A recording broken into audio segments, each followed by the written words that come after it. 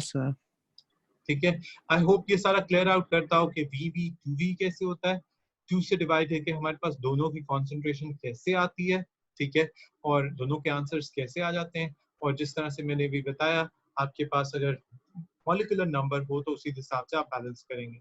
क्योंकि ये 1 1 है तो 1 से मल्टीप्लाई करना या 1 से मल्टीप्लाई करने से फर्क नहीं पड़ता। अगर सोडियम कैलकुलेट करते हैं तो 2 से मल्टीप्लाई करते हैं, 2 2 कैंसिल हो जाता है, कॉन्सेंट्रेशन सेम रह जाती। अगर यहाँ पे 3 वाला कोई नंबर होता लेट्स सपोज, तो हम 2 से डिवाइड करते और 3 से मल्टीप्लाई करते हैं।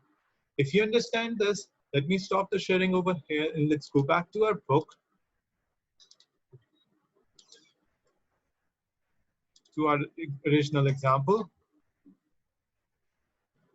Book example number 9 is finished up.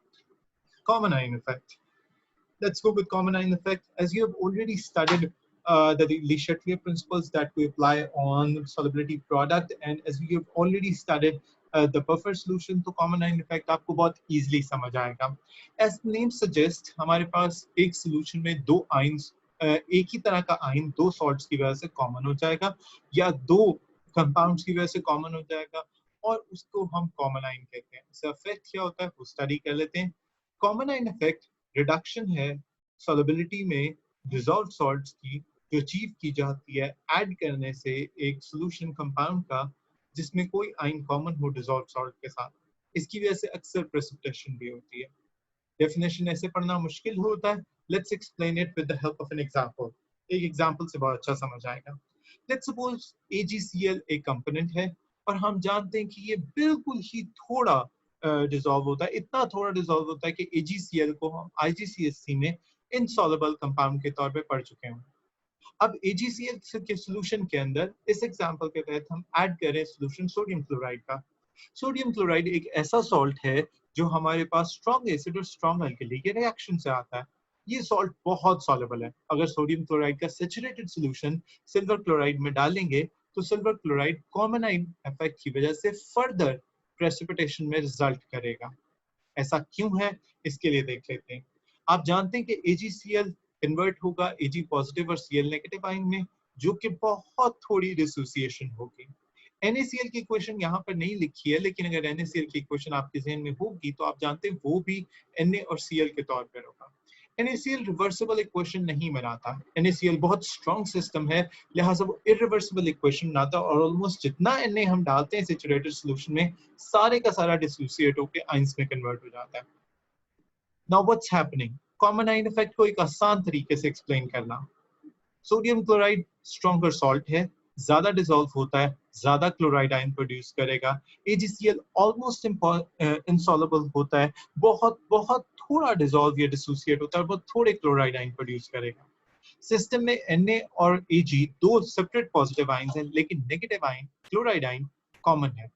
वो क्लोराइड आयन जैसे ही कॉमन हो जाएगा सिस्टम में, जैसा कि फर्स्ट पॉइंटर में लिखा हुआ है, स्ट्रॉन्गर सॉल्ट के क्लोराइड आयन की वजह से वीकर सॉल्ट का रिएक्शन रिवर्स में प्रोसीड होगा according to Le Chatelier principal.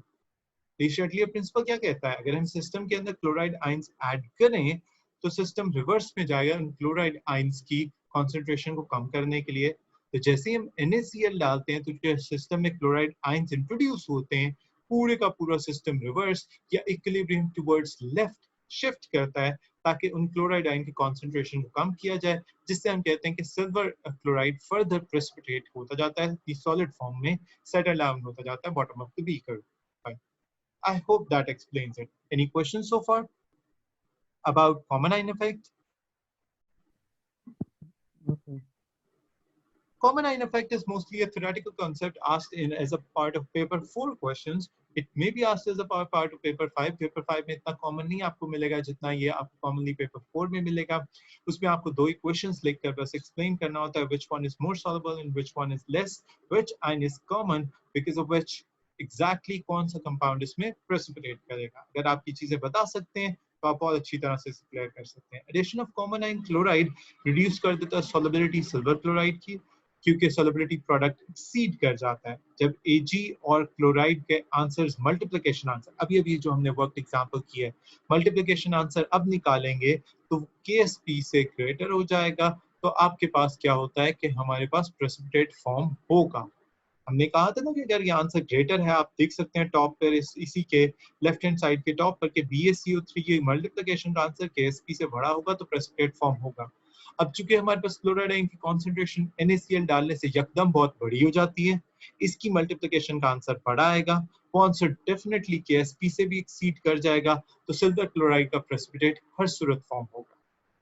ठीक, इसी तरह से अगर हम कोई आयनिक कंपाउंड लें और उसकी सॉल्युबिलिटी डिस्कस करें, हम सेकंड एग्जांपल लेते हैं बेरियम सल्फेट की। ठीक है, वो वाटर में डिसॉल्व होता है बहुत थोड़ा। अगर हम इसकी सॉल्युबिलिटी के लिए थोड़ा सा सल्फ्यूरिक एसिड, जो कि बहुत स्ट्रॉन्ग एसिड है और ऑलमोस्ट कंप्लीटली डिसोसिएट कर जाता है, वो लेंगे, तो कॉमन आयन कौन सा होगा इन दोनों के केस में?